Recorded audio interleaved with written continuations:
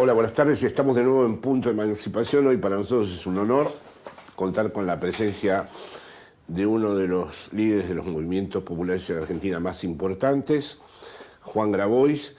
Vamos a tener como tal vez referencia fundamental su libro Los Peores, Vagos, Chorros, Ocupas y Violentos. Y bueno, comenzando con una referencia del texto, se habla del término alegato. ¿Cuál es el destinatario de esos alegatos? Bueno, el alegato es la parte final de un juicio. Y el alegato es de la acusación y de la defensa. Es decir, es el resumen de las posiciones de quien defiende y de quien acusa.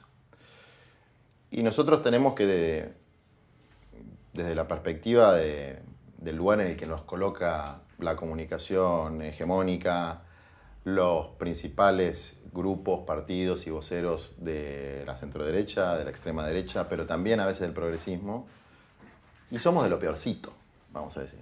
Entonces, tratar de refutar con los alegatos algunas de las afirmaciones falsas que nos hacen, porque algunas afirmaciones son reales, ¿no? Y que ahí habrá que dar una pelea sobre si lo que nosotros planteamos es correcto, es bueno para nuestros pueblos o no lo es. Pero después hay muchas acusaciones falsas, de cosas que dicen que somos, pero no lo somos. Entonces, en ese sentido es un alegato defensivo. Y también hay un elemento de autoacusación, que a mí me vino por un libro de Bergoglio, un libro viejo de Bergoglio, que se llama La acusación a sí mismo, que hacía referencia a un sabio de la antigüedad, uno de los padres del cristianismo, el Damasceno, que hablaba de la importancia de la acusación a sí mismo, que después se habrá convertido en el método crítica y autocrítica del marxismo-leninismo, que tiene el riesgo de convertirse en una cosa sadomasoquista, pero que manejado en su medida y armoniosamente es absolutamente necesario. O sea, esto abre una cuestión que me parece muy importante a considerar, ¿no? Tu definición es en el interior del humanismo cristiano, ¿no? Sí. Sin embargo, vamos a decir, en muchos aspectos de tu concepción de lo político, privilegiando por un lado la horizontalidad de los trabajos territoriales y militantes, pero no dejando de lado tampoco las cuestiones de la representación de Estado, estarías más vinculado a lo que se llama actualmente en otras latitudes posmarxismo, es decir, una práctica de construcción de pueblo, ¿no? Entonces mi pregunta es, el humanismo cristiano tuyo, un humanismo cascoteado según el título de este libro, ¿guarda alguna relación con la conferencia del 49 que dio el general en Mendoza, en donde estableció en el interior del justicialismo su doctrina del humanismo cristiano? Ese es por un lado. Y perdón, y ahora hiciste referencia a Francisco. Citás en el libro una homilía en donde Francisco habla de lo que sucede en la cruz. Y me parece que tiene que ver con esto que has dicho de los alegatos. Y según Francisco, lo que sucede en la cruz no es solamente la fragilidad que se expone, sino la mordedura de la serpiente. Sí. Entonces, con respecto a esto también querría preguntarte, ¿esa mordedura tiene un antídoto final o hay que aprender a vivir con esa mordedura? Empiezo por lo primero.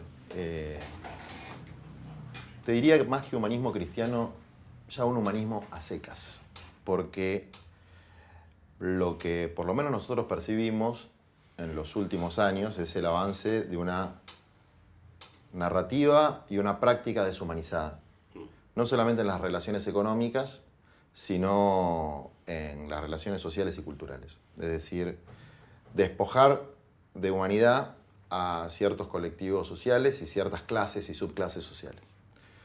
La exclusión, el proceso de descarte, es parte de ese fenómeno. Es decir, donde no es que estás abajo o arriba, sino que estás directamente afuera.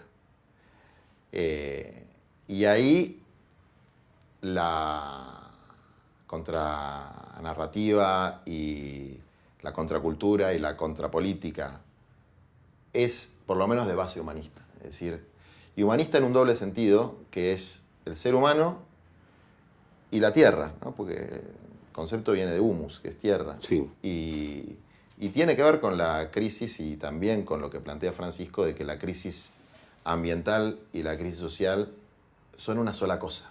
Y entran en el marco de una dinámica y una lógica en la que el dinero se ha convertido en la centralidad. Y el poder del dinero es un poder que no es humano. Por eso creo que la contradicción principal hoy es entre el humanismo y la deshumanización. Pero ¿tu humanismo le debe algo al humanismo clásico, por ejemplo, de un Jacques Maritain o algo por el estilo, o es una reinvención radical del humanismo? Yo creo que hay una tradición humanista en la que se inscribe, por ejemplo, Marx, digamos.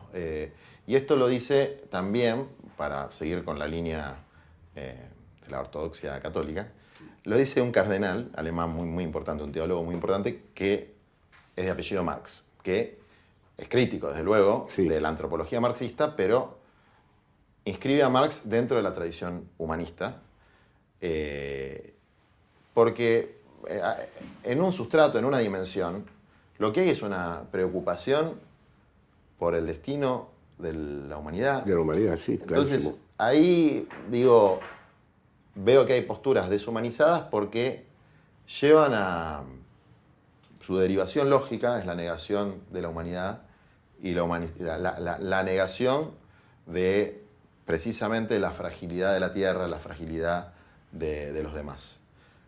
En relación a lo de la mordedura de la serpiente,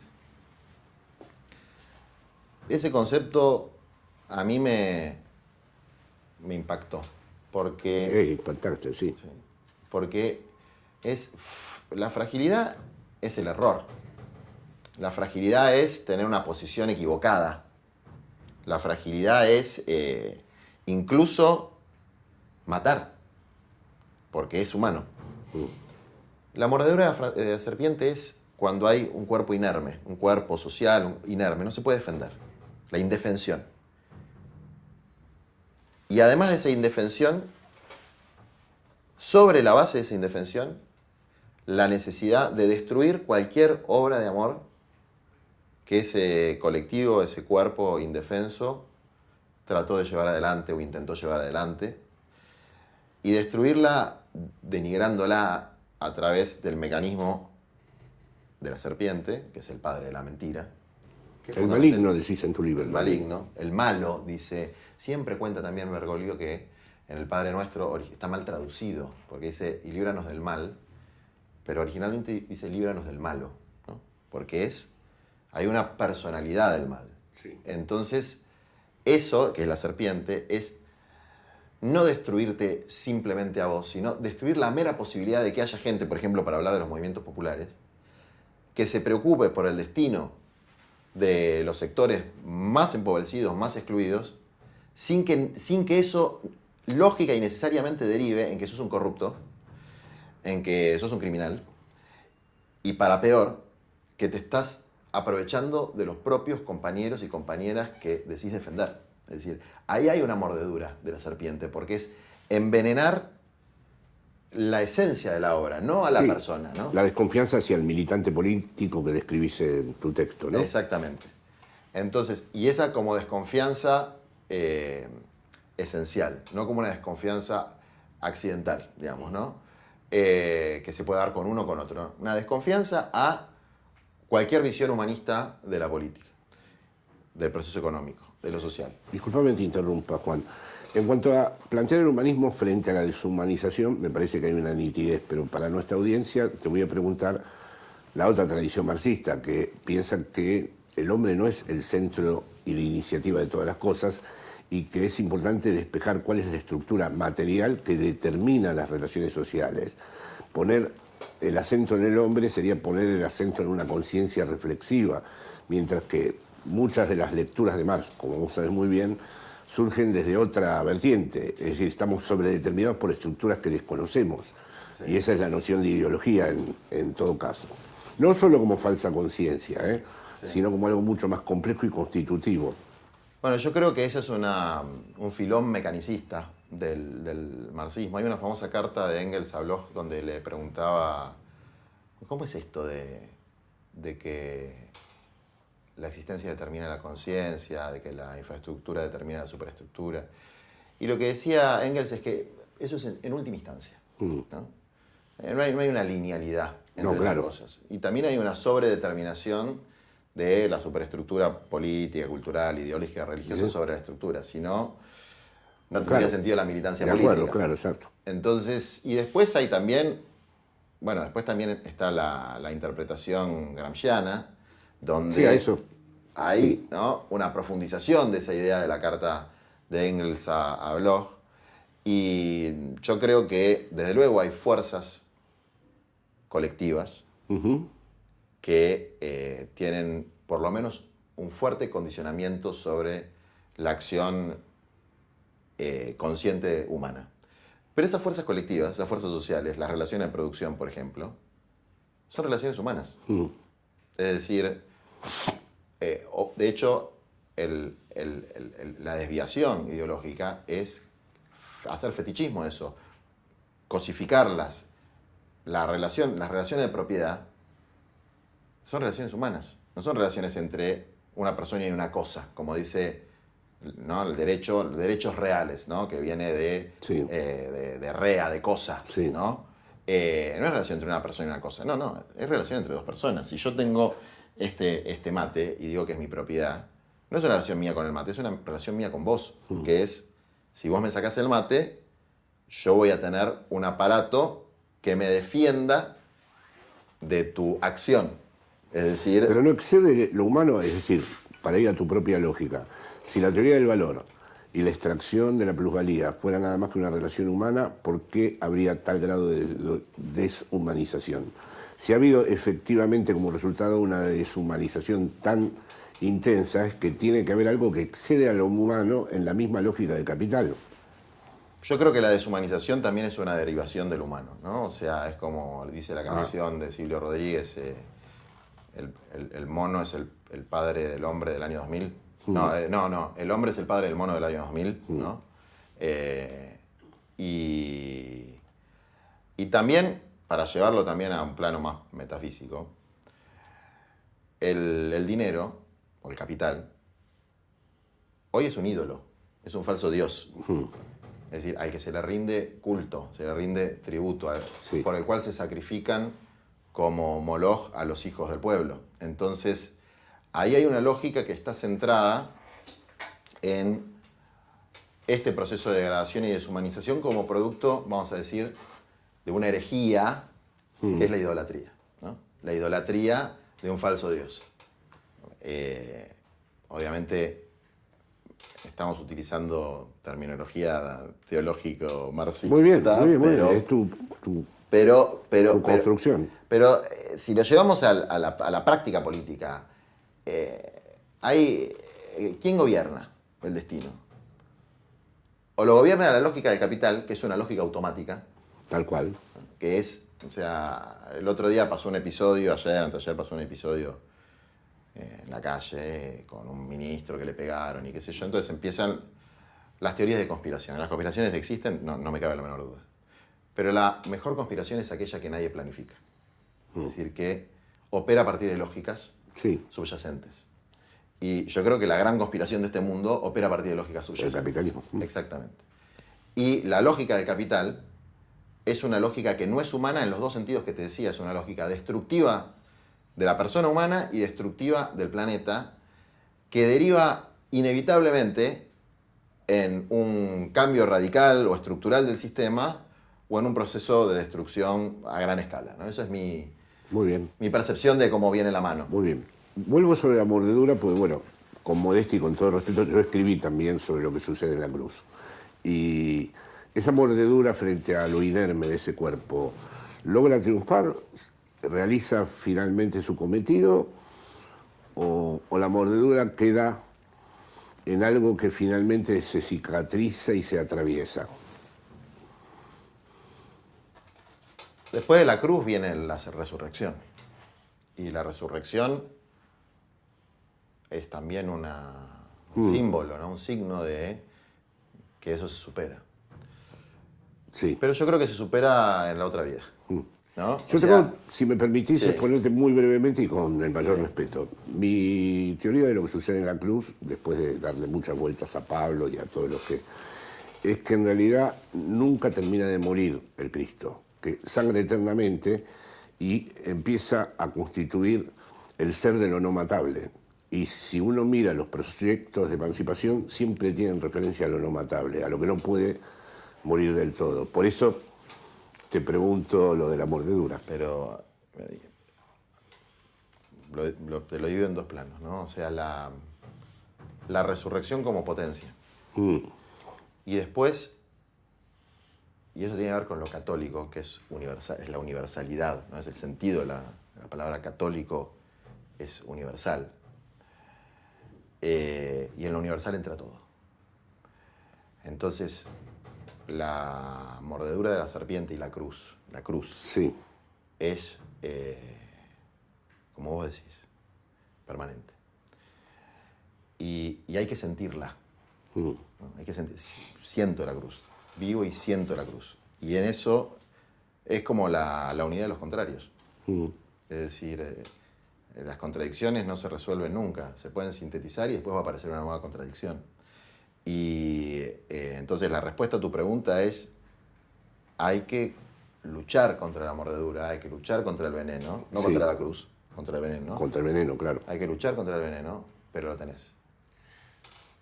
Ahí me voy a permitir también hacer referencia a los europeos. Benjamin, desde otra tradición, habla del rayo mesiánico, como también un rayo redentor, como una salvación que los olvidados, vuelvo a la lógica de los peores, los excluidos van a intervenir en el destino histórico, ¿no?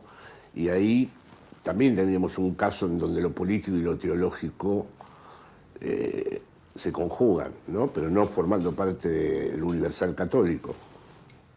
Bueno, hay dos, claro, hay dos elementos ahí que me puedo, digamos, permitir traer. Uno está en las bienaventuranzas cuando no solamente los pobres, de ellos es el reino de los cielos, sino los pacientes, que es los que padecen, poseerán la tierra, dice, la tierra. No el cielo, la tierra. Y con todo lo que eso implica, en términos de relaciones de propiedad también. Y el Papa Francisco dijo en uno de sus discursos a los movimientos populares, donde la consigna es tierra, techo y trabajo y elementos vinculados a lo más esencial que necesita un ser humano para poder desarrollar su humanidad. Pero él dice algo fuerte, que es en las manos de los más humildes, en su capacidad organizativa, no solamente está su propio destino, está el destino de la humanidad. Y desde luego eso empalma con todas las tradiciones que plantean de una manera o de otra el conflicto de clases, la lucha de clases, el conflicto pueblo-antipueblo. Es decir, de distinta manera, con distintos enfoques. ¿Por qué razón la tuya ha sido elegir esta? Es decir, ¿por qué ninguna de estas otras que has nombrado ahora muy bien no te han verdaderamente convocado y al final es a través de los pobres? Porque hay como una suerte de teología de la salvación a través de los pobres en tu mirada, ¿no? Yo creo que por una razón más de mi experiencia de vida que un razonamiento a priori, porque mi encuentro con los descartados fue un encuentro casual, vamos a decir, o del destino. Es decir, como nos pasó a un montón de militantes, pibes, pibas, con la crisis de 2001-2002 y lo de los cartoneros, que además de una realidad que todavía subsiste en muchos lugares del mundo, es de un simbolismo tremendo.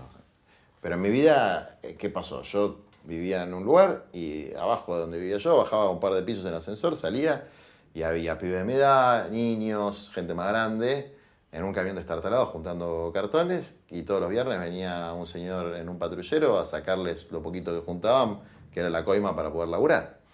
Entonces fue ese encuentro lo que a mí me llevó a la militancia y a esto que lo utilizan como una categoría despectiva, que es el pobrismo. Y a mí no me molesta tanto, ¿no? Porque creo que primero es donde hay que poner la la energía política. Y por una cuestión ontológica, y táctica, estratégica, y además desde donde está mi corazón, digamos, ¿no? Claro. Que ahí está la base de todo. Los pobres pueden, claro, el término se volvería problemático en tu constelación teórica, ¿no? Constituirse en un sujeto histórico que atraviesa el capitalismo. ¿Hay en los pobres la potencia, la fuerza histórica para generar un después del capitalismo? No, a mí no me cabe la menor duda. Y como todo, también, no quiero mezclar tanto la teología con el marxismo porque es algo que no me gusta en general. O sea, que los quiero mantener separados. Pero hay elementos prefigurativos, ¿no? El reino, que vendría a ser como la aspiración. El cristiano tiene que construir el reino. Tiene que anticipar el reino. Que es la plenitud de la justicia. Los pobres anticipan en sus formas organizativas eso, de manera semi-artesanal, y en algunos casos no tanto. Y después está la teoría del doble poder, ¿no? La teoría del Estado y la Revolución, la teoría del doble poder, que es cuando los sectores populares, los trabajadores, que eran los pobres de aquel momento, sí. Porque eso es algo que ahora uno dice pobre, y entonces ¿qué imagen te viene? La del cartonero, la de la villa, Sí, etc. Pero la verdad es que pobres hoy, y lo veníamos hablando con otros compañeros, al igual que hace 100 años, incluso son gente que trabaja dentro del sistema formal, digamos. En la Argentina, bueno, es escandaloso, ¿no? El salario mínimo no es de pobreza, es de indigencia. Salario mínimo de trabajador registrado, asalariado, bajo patrón. Sí. No de la informalidad, la precariedad, no. La ley permite que haya gente que trabaje 8 horas y gane menos de lo que necesita para alimentar a una familia. Eso es una regresión histórica tremenda. Pero más allá de eso, digo que los pobres es un colectivo más amplio de los que se autoperciben pobres. Hay fundamentalmente en la fracción descartada del mercado laboral de los pobres, hay experiencias de comunidad, hay experiencias de cierta socialización que prefiguran. Y que también tiene un elemento que ahonda, si se quiere, en la agresión que nos hacen de pobristas, que es la pobreza como virtud, que es algo que prácticamente, aunque está en la esencia del cristianismo, no hay un católico que te la banque. Es decir, la pobreza, si se quiere usar otra palabra, la simplicidad de vida, es una virtud. Y esa virtud es una necesidad hoy porque los patrones de consumo, a los que acceden pocos, pero no tan pocos, vamos a decir, el 20% superior de la humanidad, el 30% en el caso argentino, no son sostenibles de la perspectiva ambiental. No son sostenibles. Es decir, esos niveles de consumo no son sostenibles. Entonces, efectivamente, hay que plantear que hay que reducir. Y reducir implica una simplificación, implica un empobrecimiento de determinados sectores que acceden a este nivel de consumo. Entonces, bueno, hay un poco de pobrismo en eso. Pero eso es nivelar para abajo. No es nivelar para abajo. Hay algunos que sí tienen que abajarse y otros que tienen que elevarse, ¿no? Entonces, sí hay una cierta nivelación. Ese reino prefigurado y proyectado desde los pobres, que podría llevarnos a un después del capitalismo, permanece innombrado, ¿no? Sí, dos reflexiones en relación a eso. Primero, desde luego, no tiene nombre, está innombrado. Ni comunismo, ni socialismo. En algún momento lo fue, y eso ya tiene una carga, no solamente por la propaganda de guerra capitalista, sino por las propias claudicaciones de quienes se autopercibían, se autodenominaban o desarrollaron eso. Que las hay, y son graves. No por las personas, porque por ahí había una antropología detrás de eso que no era tampoco humana, ¿no? Entonces sí hay algo innombrado que no le encontramos el nombre. El buen vivir, hablan algunos, ¿no? Una vida buena, que no es lo mismo que una buena vida. Bueno, eso. pero no le encontramos el nombre. La verdad es que no se lo encontramos. Y después también que sea un sistema, un gobierno de plena justicia, de plena libertad, no se realiza completamente en este mundo. Eso es parte también de la diferenciación con, si siquiera, tomar el cielo por asalto. Bueno, no se baja el cielo de la tierra a partir de la acción humana. Pero por eso la contradicción es permanente. Por eso la fragilidad es permanente. Es permanente. Por eso la injusticia no va a desaparecer de este mundo, pero sí se puede cambiar un sistema idolátrico del dinero por un sistema donde en el centro esté la mujer, el hombre, la naturaleza, y se debe cambiar, ¿no? Bueno, entonces, con esto que me parece muy importante, aprovecho para preguntarte lo siguiente. En mi generación estaba vigente en todos los aspectos la palabra revolución.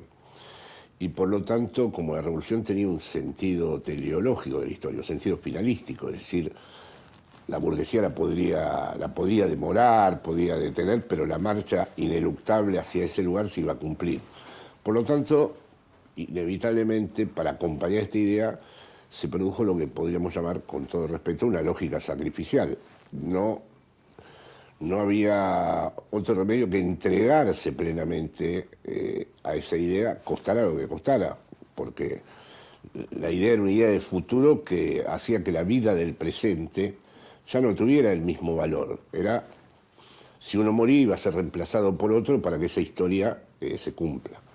Ahora, con lo que estás diciendo, en la medida en que nunca en la Tierra se va a cumplir del todo la justicia, ¿qué revisión entonces merece esta lógica sacrificial? Yo creo que merece una revisión y una reivindicación. Las dos cosas. Las dos cosas. Primero, yo creo que un movimiento político de transformación no puede no ser revolucionario. Porque una revolución es cambiar el eje de rotación de un sistema. Y el eje de rotación de este sistema está centrado en el capital y eso hay que modificarlo y es un cambio revolucionario. Y creo que eso requiere enormes sacrificios por parte de los pueblos, pero también de los que buscamos catalizar esos cambios, ¿no? Enormes renunciamientos a las mieles del sistema y las mieles del poder. Estoy absolutamente convencido que hay algo de eso que hay que reivindicar, que es no tanto, si se quiere, la idea de la justificación de quitarle la vida al otro, pero sí la de dar la propia, ¿no? O sea, pero así lo decían los grupos de aquel entonces. Estar dispuesto a dar la vida. No queremos matar, estamos dispuestos a morir. Bueno. Eso decían las organizaciones. Sí, eso también está en el Evangelio, ¿no? No hay mayor amor que dar la vida por un amigo. Es decir, bueno, hay algo cristianucci también en el sustrato de movimientos revolucionarios latinoamericanos, sobre todo eso es innegable. Pero a mí no deja de provocarme una Pero admiración. no podría haber renunciamientos muy estrictos e importantes sin tener que poner la vida en juego. A ver, en un proyecto humanista como el tuyo, donde has hablado tan detenidamente de la deshumanización, ¿no tendría que ser una condición primera que la vida es en sí misma un valor? Pero no te quepa la menor duda. Es un valor y es un valor que hay que cuidar, y cuando hay que amar al prójimo tanto como uno mismo, hay que amarse a uno mismo también. Entonces, eso, ahora, vos dijiste poner la vida en juego. No hay otra. En juego la tenés que poner. La tenés que cuidar, pero la tenés que poner. Es decir, el riesgo está, digamos, y el riesgo, con el riesgo es difícil especular y calcular. Después hay una cuestión de responsabilidad individual de cada uno y fundamentalmente de los dirigentes de proteger la vida de sus compañeros y compañeras con el máximo nivel de responsabilidad posible, pero sabiendo que inevitablemente, y eso que nosotros por lo menos planteamos la resistencia no violenta, yo descarto cualquier mecanismo de lucha armada, inevitablemente el cuerpo lo pones, lo tenés que poner. No, claro, eso es así. Bueno, habría muchas preguntas, pero para finalizar te voy a preguntar dos cuestiones que me parecen importantes de tu texto. Que hables un poco de la desconfianza metodológica, es decir, tu relación de semi-exclusión con la política, vamos a decir. Estás muy dedicado a la militancia popular, pero también el orden de la representación política estás implicado en el mismo. Entonces,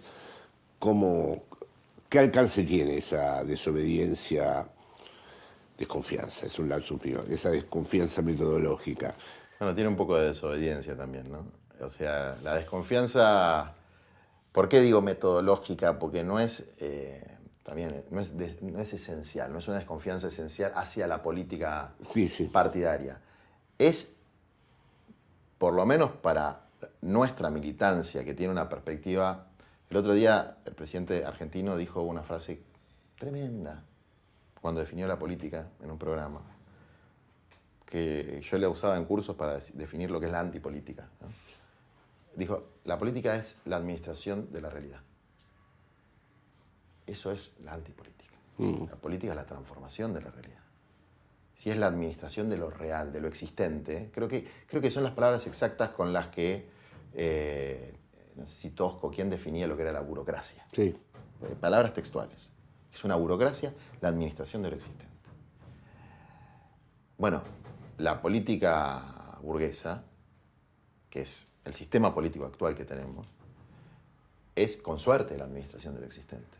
Si no es un botín de guerra de grupos para el enriquecimiento personal. Y esto, cuando acá en la Argentina el término casta, a diferencia en España, fue apropiado por la derecha, hay casta, sí hay una casta, totalmente subordinada a los intereses de las multinacionales, pero hay una casta. Entonces, partir de esa desconfianza no implica no tener marco de alianza, no tener diálogo, no implica una política de minorías. De hecho, fíjate cuán metodológica es la desconfianza, yo soy candidato a presidente. O sea que... Muy importante que lo digas. Bueno, y además nuestra fuerza ha hecho un esfuerzo importante para que haya una cartonera como diputada nacional, sí, haya un compañero de un barrio popular como diputado nacional, que una emergente del feminismo entre a la legislatura de la Ciudad de Buenos Aires con 18 años, que es la Damini, fue la más joven de la historia de América Latina. Es decir, hay un enorme esfuerzo por generar la representación de lo no representado, o lo que no está representado por su propia, ¿no? Por sus propias personas, por sus propios cuerpos. Ahora bien, eso no implica que no hay que mirar siempre con desconfianza este sistema que no gobierna, porque puedes entrar en la fantasía de que el Estado gobierna o que el presidente gobierna. Y no gobierna el gobierno, gobierna el dinero. Lo que tiene que hacer un gobierno popular es enfrentar ese poder, construir un contrapoder, y eso se hace a través, desde luego, de la representación política, de la organización popular de masas y de la planificación, que no es ni más ni menos que tener una secuencia de acciones que vos podés compartir y socializar con la gente, que no sean meros eslóganes, y que decís, bueno, ¿cuántas viviendas vas a construir? ¿Cuántas escuelas vas a arreglar? Eso hoy, fíjate que antes un poco la crítica a los políticos es prometen y no cumplen. Ahora ni siquiera prometen. Una promesa es algo importante, pones tu palabra y si vos prometés, ¿cuál es mi promesa electoral? Yo ahora quiero reivindicar el valor de la promesa. Que cada familia puede tener un lote para construir su vivienda. Y que en 4 años por lo menos podemos hacer entre 250.000 y 500.000. Sí. Eso es una promesa. Eso es algo que, si no lo cumplo, estoy faltando a mi palabra. Y que yo estoy convencido que lo puedo cumplir. Me lo pongo en primera persona, desde luego, en el marco de un proceso colectivo. Y que por lo menos voy a dejar todo para que eso pase y que me van a tener que voltear antes de que eso no pase, digamos, ¿no? Muy bien. Bueno, eso. El concepto de planificación integral de la existencia que aparece entre tus propuestas, ¿eso qué implica? Porque el término planificación integral es un término fuerte. Yo no sé si uso ese término de la existencia. ¿De la vida? No, yo creo que El Estado como planificación No, creo que hablo de desarrollo humano integral. Eso. Pero no creo que eso sea un rol del Estado. Digamos. Yo creo que la planificación desde el Estado tiene que ver con determinados aspectos de la vida. Es decir, lo estadocéntrico a mí no me gusta, y mucho menos en un Estado de estas características, ¿no? O sea, a ver, que el Estado te va a salvar, yo no estoy de acuerdo con eso. O sea, no te va a salvar el mercado, seguro. Y el Estado tampoco te va a salvar del todo, porque si no, la organización popular no existe. Claro. Entonces, y aparte es hasta gorila, te diría. Porque la doctrina peronista es la doctrina de la comunidad organizada. No es la doctrina del Estado que hace todo, digamos. Es la doctrina de la comunidad organizada, del movimiento obrero, de las organizaciones libres del pueblo. Cuando vos descartás esos valores, no te queda la doctrina peronista, te queda una suerte de keynesianismo mágico, claro, digamos, ¿no? Entonces, ¿y vos te reconoces en la doctrina peronista de la comunidad organizada? Como una influencia muy fuerte dentro de nuestra militancia, no excluyente, y además una doctrina, a diferencia de un dogma, es algo que cambia. Entonces hay que hacer la actualización teórica y doctrinaria, ¿no? Inevitable, porque la doctrina peronista estaba muy asociada a un momento del pleno empleo, aunque en la Constitución del 49, previendo la posibilidad de que no existiera el pleno empleo, era inconstitucional el desempleo. Hay un artículo de la Constitución del 49 sí, que decía todo aquel que no pueda procurarse un trabajo por sus medios ni en el mercado, el Estado tiene la obligación de dárselo. Era, como decimos los abogados, era una cláusula, no era enunciativa, era programática, ejecutiva, había que cumplirlo, no se podía no cumplir, era inconstitucional. Entonces, igual cuando yo planteo el tema de la planificación, es básicamente tierra, techo, trabajo, salud, educación y cuidado de la naturaleza, y desde luego una actitud soberana a los recursos estratégicos. Todo eso no se puede hacer por mera enunciación. ¿Qué quiere decir tierra, techo y trabajo? Bueno, quiere decir cuántas viviendas o lotes familiares se van a construir, dónde, cuánto vale, cómo, en qué plazos. Lo mismo con lo que nosotros llamamos la reforma agraria, porque es una reforma agraria. ¿Qué quiere decir eso? Bueno, de mínima que los productores de frutas, hortalizas, que en la Argentina viven como esclavos, pagando arriendos absolutamente ridículos. La ley de arrendamiento de Perón te daba 7 años de arrendamiento, la de Onganía 5, la de Videla 3, ¿no? Fueron como las leyes que fueron cambiando, sigue la de Videla vigente, arrendamientos rurales, y ni siquiera se cumple. Los contratos se hacen por un año. Y no te dejan construir tu casa. En la ley de Perón decía que el dueño te tenía que dejar una casita linda para vivir, si vos eras arrendatario. Entonces, que 50.000 productores, pequeños productores hortícolas, frutohortícolas, para hablar de un solo sector, tengan acceso o a la tierra propia o a una tierra pública con una cesión de uso, o por lo menos un arrendamiento digno, bueno, eso es una reforma grande en la vida de un montón de gente. Que las comunidades de pueblos originarios, que son 1.500 en la Argentina, no son tantas, tengan la propiedad comunitaria de su tierra, como dice la ley y no se cumple, bueno, implica una planificación. Hay que hacer los relevamientos, que está la ley es del 2006, estamos en el 2022, no está hecha la mitad de los relevamientos territoriales, que es marcar en un mapa, o sea, no es hacer un reactor nuclear, marcar en un mapa cuál es el territorio y darle ni siquiera la propiedad, el reconocimiento de la posesión actual, pacífica, claro, ininterrumpida.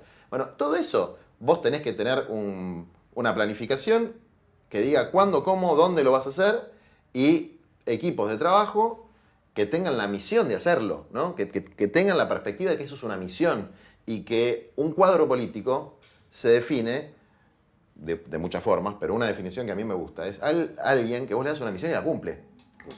Este va a ser el proyecto del presidente, ¿no? Este va a ser las promesas del presidente.